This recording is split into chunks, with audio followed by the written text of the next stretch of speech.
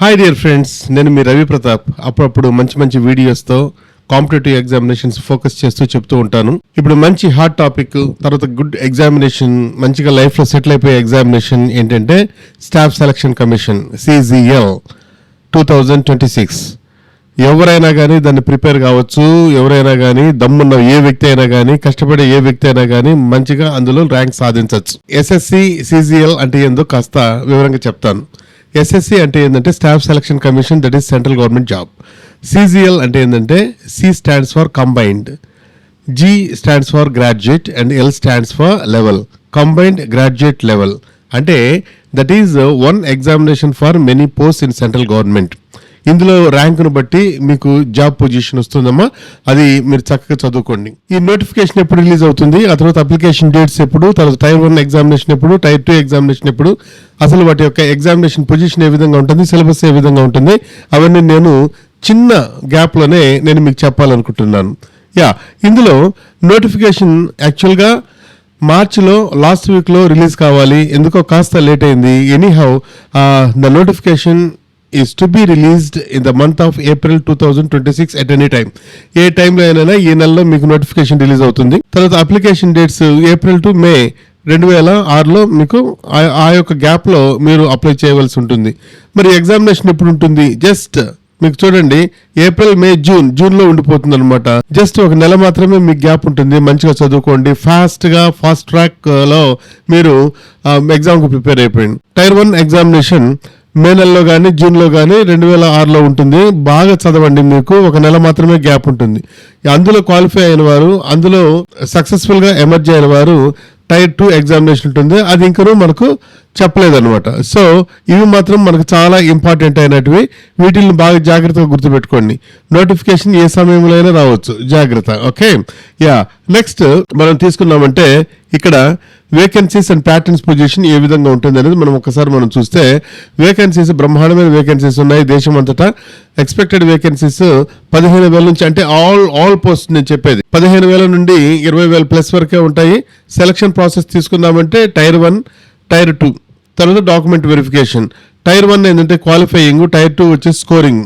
So దీనిపైన మీరు concentrate చేయాలి బాగా. ఆ తర్వాత దీంట్లోకి వెళ్ళాలంటే మాత్రము టైర్ 1 ఎగ్జామినేషన్లో క్వాలిఫై కావాలి. ఓకే, తర్వాత document verification, that is common thing. Okay, next మనము important reality. What is the important reality for preparing this examination means notification is slightly delayed but not cancelled. జాగ్రత్తగా గుర్తుపెట్టుకోండి. అదేదో ఈ సంవత్సరం క్యాన్సిల్ అయిందని అనుకోకండి. ఎట్టి పరిస్థితుల్లోనూ ఈ నెలలో వచ్చేస్తుంది. It can be released any date now. Next we can go for exams are still expected on time. Examinations ఒకవేళ నోటిఫికేషన్ డిలే అయినప్పటికీ కూడా ఎగ్జామినేషన్స్ మీకు పక్కా ఉంటాయి. అది మే నెలలో కానీ జూన్ నెలలో కానీ పక్కా ఉంటుంది. మరి ఇప్పుడు మీరు ఏం చేయాలి అనేది ఇప్పుడు ఇంపార్టెంట్ థింగ్.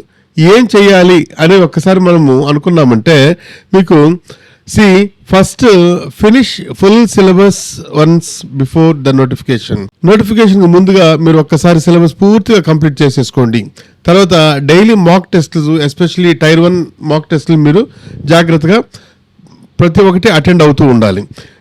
నెక్స్ట్ ఈ సిలబస్ ఇదంతా రానున్న వీడియోస్లో మీకు చెప్తాను నేను. మరి దేనిపైన మీరు ఫోకస్ చేయాలి అంటే క్వాంటిటేటివ్ యాప్టిట్యూడ్, ఆ తర్వాత వచ్చేసి రీజనింగ్. వీటిపైన మీరు బాగా ఫోకస్ చేసి స్పీడ్గా మనం ఆన్సర్ చేసే విధానాలను మీరు చేసుకోవాలన్నమాట.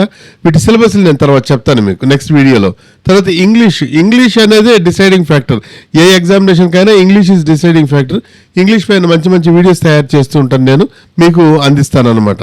అందుకే మీరు ఏం చేయాలంటే నా ఛానల్ని మీరు సబ్స్క్రైబ్ చేసుకోండి. నా channel name English with SDRP గుర్తుపెట్టుకోండి. ఆ ఛానల్ని మీరు సబ్స్క్రైబ్ చేసుకోండి.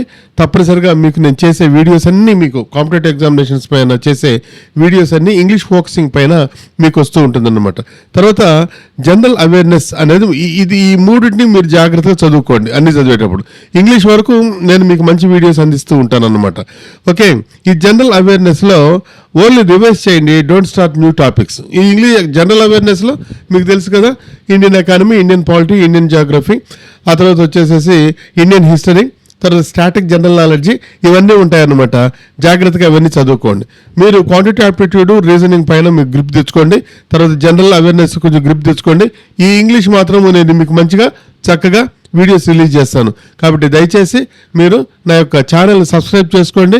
మీకు అన్ని విషయాలలో నేను సహాయంగా ఉంటాను. Thank you very much. All the best my dear aspirants. Thank you.